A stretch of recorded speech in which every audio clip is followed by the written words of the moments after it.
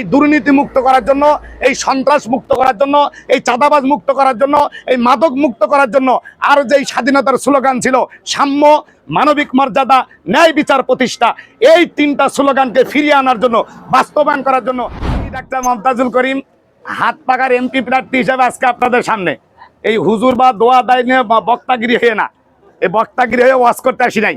আজকে ওয়াজ করতে আসছি হাত পাকাটা ভোট নেওয়ার জন্য, আল্লাহর জমিন, আল্লাহর দিন প্রতিষ্ঠার জন্য। আমরা আসলে ইতিহাস ভুলে যাই, কিন্তু ইতিহাস ভুললে আমাদের চলবে না।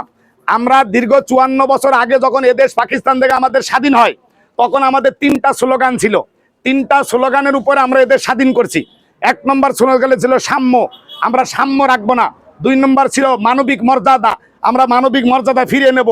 3 নম্বর ছিল ন্যায় বিচার প্রতিষ্ঠা। যারা এই 3 স্লোগানের উপরে দেশ স্বাধীন করছে, তারা দীর্ঘদিন পর্যায়ক্রমে ক্ষমতায় ছিল, এই 3 স্লোগানের একটাও বাস্তবায়ন করতে পারে নাই। ন্যায় বিচার প্রতিষ্ঠা হয়েছে, সাম্য প্রতিষ্ঠা হয়েছে, মানবিক মর্যাদা প্রতিষ্ঠা হয়েছে, একটাও হয় নাই। অথচ এর উপরে যুদ্ধ হয়েছিল। আমরা ভুলে যাই, আমাদের ভুললে চলবে না, আমাদের ভোলা যাবে না। বিগত দিন থেকে আমাদের হিসাব থাকতে হবে। এই দেশটাকে যারা 5 বার দুর্নীতিতে বিশ্ব চ্যাম্পিয়ন করলো, আমরা আবার তাদের পিছনে যাইতে চাই। এটা আমাদের জন্য দুঃখজনক কিনা সেটা আপনারা ভেবে দেখবেন। এটা আমার জন্য, আপনাদের জন্য দুঃখজনক কিনা, দেশের জন্য দুঃখজনক কিনা। দুর্নীতিতে চ্যাম্পিয়ন, বিশ্বের ভিতরে দুর্নীতিতে এক নম্বর বাংলাদেশ 5 বার হয়েছে। কয়বার হয়েছে? 5 বার হয়েছে। এটা আমরা যদি ভুলে যাই তাহলে কেমনে চলবে? কেমনে আমরা দেশের পরিবর্তন করব?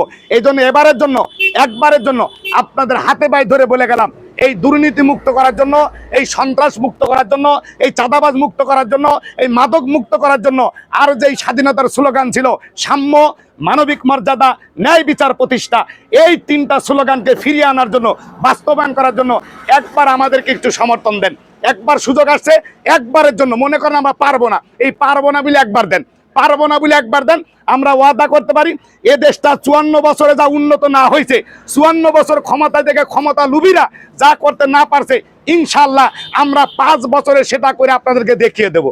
এখন আপনাদের ভিতরে প্রশ্ন লাগতে পারে, হুজুর এটা কেমনে সম্ভব? আমি আপনাদেরকে সূত্র দেই। এই দেশে যারা ক্ষমতায় ছিল, মন্ত্রীরা বলছে যে সংসদে 100 টাকা বিল পাশ হইলে 10 টাকার কাজ হয়। এই কথা আমার না, এদের ক্ষমতাসীন মন্ত্রীর কথা। তো 100 টাকা বিল পাশ হলে কাজ হয় কয় টাকার? 10 টাকা। এখন দেখেন 100 টাকা যদি 10 টাকা হয়, আর আমরা ওয়াদা করতে পারি 100 টাকা সংসদে বিল পাস হবে, 100 টাকার কাজ হবে। তাহলে 100 টাকায় 10 টাকার, 100 টাকায় 100 টাকা, তার মানে 100 টাকায় যদি আপনি 1 টাকা 10 টাকা পান, আর 100 টাকায় 100 টাকা পান, তাহলে 90% কাজ বেশি হবে।